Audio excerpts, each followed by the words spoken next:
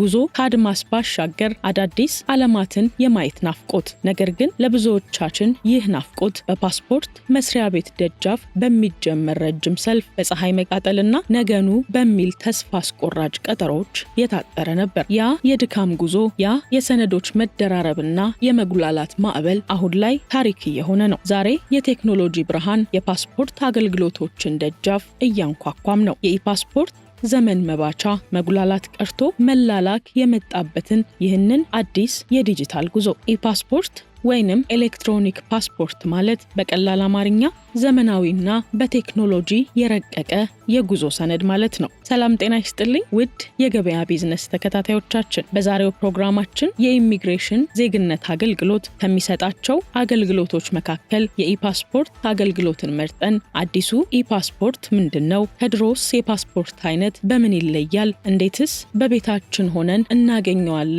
የሚሉ ጉዳዮችን ልንዳስስ ወደናል። ለቻናሉ አዲስ ከሆናችሁ ሰብስክራይብ፣ ይህንን ቪዲዮ ላይክ፣ መረጃው ለሌሎች እንዲደርስ ደግሞ ሼር እንድታደርጉ እየጋበዝኩ ወደ ጉዳዩ አመራው።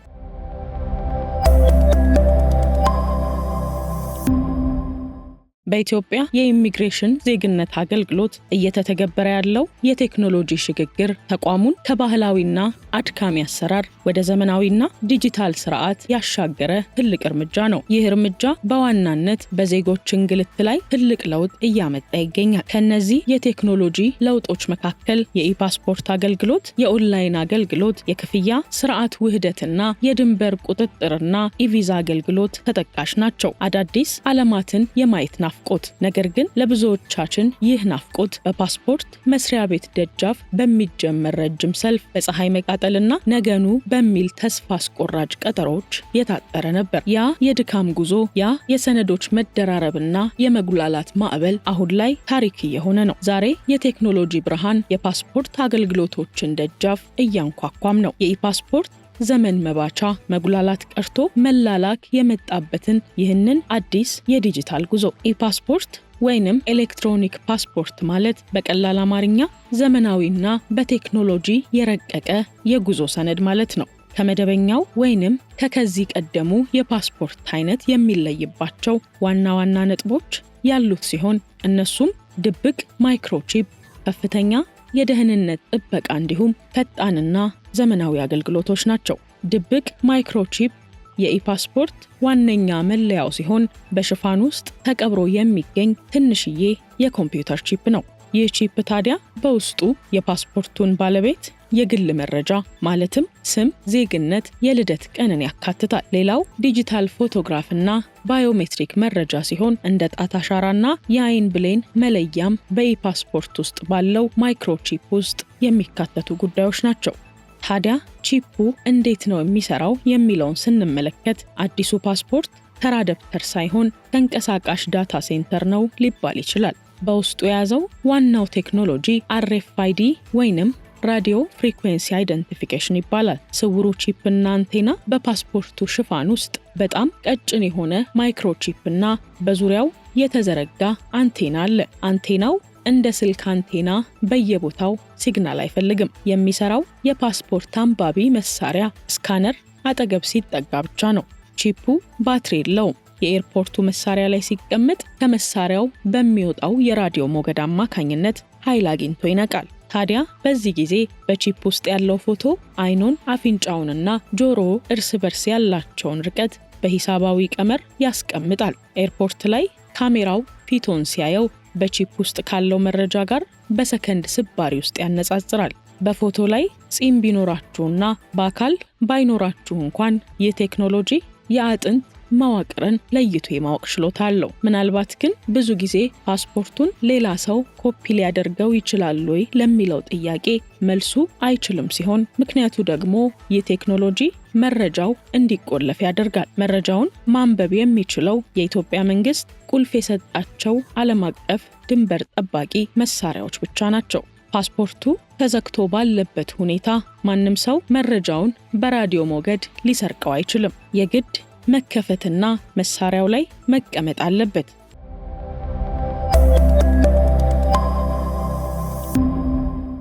ሁለተኛው ከፍተኛ የደህንነት ጥበቃ ሲሆን ይህ ፓስፖርት በቀላሉ ሊሰረቅ፣ ሊታተም ወይንም ደግሞ ሊጭበረበር አይችልም። በቺፕ ውስጥ ያለው መረጃ በዲጂታል ፊርማ የተቆለፈ በመሆኑ ማንኛውም መረጃውን ለመቀየር የሚደረግ ሙከራ ወዲያውኑ በኤርፖርት መፈተሻ መሳሪያዎች ላይ መታወቅ ይችላል። ይህም አዲሱ የቴክኖሎጂ ውጤት ነው። ሶስተኛና የመጨረሻው ፈጣንና ዘመናዊ አገልግሎት ሲሆን ኢፓስፖርት ያላቸው ተጓዦች አየር ማረፊያ ላይ ረጅም ሰልፍ መቆም አያስፈልጋቸውም። በብዙ ዓለም አቀፍ አየር ማረፊያዎች ላይ ያሉ ኢጌቶች ፓስፖርቱን በራሳቸው አንብበው ተጓዡን በሰከንዶች ውስጥ የማሳለፍ አቅም አላቸው። መረጃው በዲጂታል መንገድ ስለሚነበብ በእጅ የሚሞሉ ፎርሞችና በእጅ የሚደረጉ ፍተሻዎችንም ይቀንሳል። ይህም በአየር መንገዶች ውስጥ የነበሩ መጉላላቶችን ማስቀረት የሚችል ነው። በአጠቃላይ አዲሱ የኢፓስፖርት አገልግሎት ከበፊቱ ስናነጻጽረው በመረጃ አያያዝ፣ በደህንነቱ፣ በፍተሻ ፍጥነትና በመለያ ምልክቱ እጅግ በጣም የተሻለ ነው ብሎ ማንሳት ይቻላል። አዲሱን ኢፓስፖርት ለማግኘት 3 ዋና ዋና ደረጃዎችን ብቻ መከተል ይበቃል። የመጀመሪያው ደረጃ ኦንላይን ማመልከት ሲሆን ወደ www.passport.gov.it ድረገጽ በመግባት አዲስ ወይንም እድሳት የሚለውን በመምረጥ የግል መረጃውን በመሙላት እንደ ልደት ካርድ ያሉ አስፈላጊ ሰነዶችን ፎቶ አንስተው በመጫን በመጨረሻም ለርሶ የሚመቾትን ቀንና ሰዓት ለቀጠሮ በመምረጥ በቀላሉ ከቤቶ ሳይወጡ መመዝገብ ይችላሉ። ከዛም በመቀጠል ክፍያ መፈጸሚያ መንገድ ሲሆን ቴሌብር ወይም የባንክ አፕሊኬሽኖችን በመጠቀም መክፈል የሚችሉ ሲሆን ክፍያውን እንደጨረሱም የማረጋገጫ ቁጥር ይላካል። ያንን የማረጋገጫ ቁጥር በመያዝ በቀጠሮ ቀን በአካል በመገኘት የጣት አሻራ ይሰጣሉ፣ የፊት ፎቶም ይነሳሉ። ከዛም በመቀጠል ለመደበኛ አገልግሎት እንደ መምሪያውና እንደ ስራ ጫናው ቢለያይም አዲሱ አሰራር ከ21 እስከ 45 የስራ ቀናት ባለው ጊዜ ውስጥ ፓስፖርቱን በእጆ ለማስገባት አልሟል። ለአስቸኳይ ፈላጊዎች፣ ለሕክምና፣ ለትምህርት ወይንም ደግሞ ለድንገተኛ የስራ ጉዞ ደግሞ ማስረጃ ማቅረብ ለሚችሉ በ5 የስራ ቀናት ውስጥ ወይንም ከዚያ ጊዜ ባነሰ የሚያገኙበትም ልዩ መስመር ተመቻችቷል። አዲሱ ኢፓስፖርት የአንድን ግለሰብ ባዮሜትሪክ መረጃ ጨምሮ የጣት አሻራዎችን፣ የፊት ለይቶ ማወቂያና የኤሌክትሮኒክስ ቺፕን ያካተተ እንደሆነ ተገልጿል።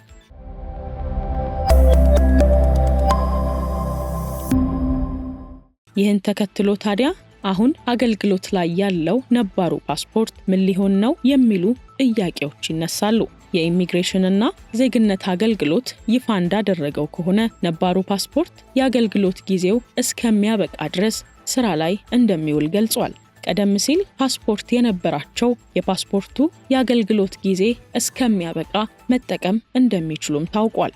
በጊዜ ሂደት ግን ነባሩ ፓስፖርት በአዲሱ የኢፓስፖርት እንደሚተካም ነው አገልግሎቱ በይፋ ያስታወቀው። ከዚህ ቀደም ለ125 ዓመታት ኢትዮጵያ ትጠቀምበት የነበረውን የማኑዋል ፓስፖርት ወደ ቴክኖሎጂ ለመቀየር በማሰብ ነው ይህ አዲሱ ኢፓስፖርት ይፋ የተደረገው። አዲሱ የኢትዮጵያ ኤሌክትሮኒክስ ፓስፖርት እንደ ቀድሞ ፓስፖርት ሁሉ የአገልግሎት ጊዜው ሲያበቃ ይታደሳል። ይሁን እንጂ እድሳት ሲባል የቆየውን ደብተር ይዞ በመሄድ ማህተም ማስመታት ሳይሆን አዲስ የፓስፖርት መጻፍ በሌላ ቁጥር የመቀየር ሂደት ነው። ታዲያ ይህ የኢፓስፖርትን ለማደስ የሚያስገድዱ ምክንያቶች የመጀመሪያው የአገልግሎት ጊዜው ካለፈ፣ ይህም ብዙ ጊዜ ከ5 ወይንም ከ10 ዓመት በኋላ፣ ሁለተኛው ፓስፖርቱ ውስጥ ያሉ ገጾች ካለቁ፣ ሶስተኛው ፓስፖርቱ ከተበላሸ ወይንም ከጠፋ፣ እንዲሁም አራተኛው ደግሞ በስም ወይም በሌላ መረጃ ላይ ለውጥ ካለ በእነዚህ ምክንያቶች ፓስፖርቱን ማደስ ያስፈልጋል። ሌላኛው የእድሳት ሂደቱ ሲሆን አሁን ባለው አሰራር መሰረት እድሳቱ የሚከናወነው በኦንላይን በሚሰጥ የቀጠሮ ስርዓት ነው። ይህም ሲባል በድረ ገጻቸው www.passport.gov.it በመግባት ቅጹን መሙላት፣ የፓስፖርት ክፍያውን በዲጂታል አማራጮች በመክፈል ክፍያውን እንደጨረሱ የሚሰጡትን የቀጠሮ ቀን ይዞ በቀኑ በመገኘት የጣት አሻራና ፎቶ መስጠት በዚህ ሂደት ውስጥ ይካተታል። ታዲያ የአዲሱን የኢፓስፖርትን ለማደስ የሚያስፈልጉት የቆየ ወይንም ደግሞ ነባሮን ፓስፖርት፣ የታደሰ የቀበሌ መታወቂያ ወይም ደግሞ እንዳስፈላጊነቱ የልደት ካርድ፣ የተከፈለበትን ደረሰኝ ይዞ በመሄድ የታደሰውን የኢፓስፖርት መውሰድ የሚቻልበት አሰራርም ነው የተዘረጋው። የተከበራችሁ የገበያ ቢዝነስ ተከታታዮቻችን እንግዲህ የኢትዮጵያ አዲሱ የኢፓስፖርት ይዘትና አወጣጥ ሂደቱን በተመለከተ የነበረን መረጃ ይህንን ይመስላል። ይህ ዘመናዊ ፓስፖርት የጉዞ ሂደታችንን ከማቅለሉም በላይ የሀገራችንን የዲጂታል ጉዞ አንድ እርምጃ ወደፊት ያስኬደ ነው። መረጃው ጠቃሚ ሆኖ ካገኛችሁት ላይክ፣ እንዲህ አይነት ቪዲዮዎች እንዲደርሷችሁ ቻናሉን ሰብስክራይብ እንድታደርጉ እየጠየቅኩ በቀጣይ በሌላ ጠቃሚ መረጃ እስክንገናኝ ቸር ቆዩልን።